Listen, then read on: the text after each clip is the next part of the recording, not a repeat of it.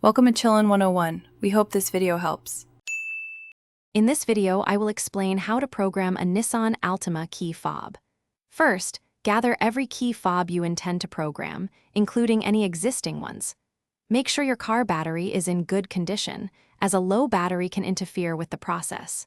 Once ready, get into the driver's seat and ensure all doors are securely closed and locked. This sets the stage for successful programming.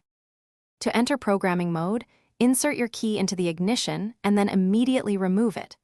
Repeat this action quickly, 6 to 10 times, without turning the ignition to the on position or starting the engine.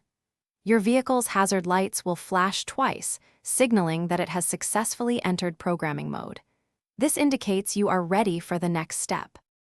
Now, insert the key back into the ignition and turn it to the on position, but do not start the engine. Within 5 seconds, quickly press any button on the key fob you are programming. If you have more than one key fob to program, immediately repeat this step for each additional fob. This action syncs the fob with your vehicle's system.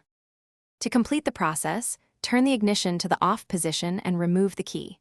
Step out of your Nissan Altima and test all functions of your newly programmed key fob, including locking, unlocking, and trunk release. The car lights flashing or horn beeping once confirms successful programming. If you need to troubleshoot, consult your owner's manual. Also, remember to check the description below for a link to the new Kindle Paperwhite and other great deals. Thanks for watching. Consider subscribing if we helped you.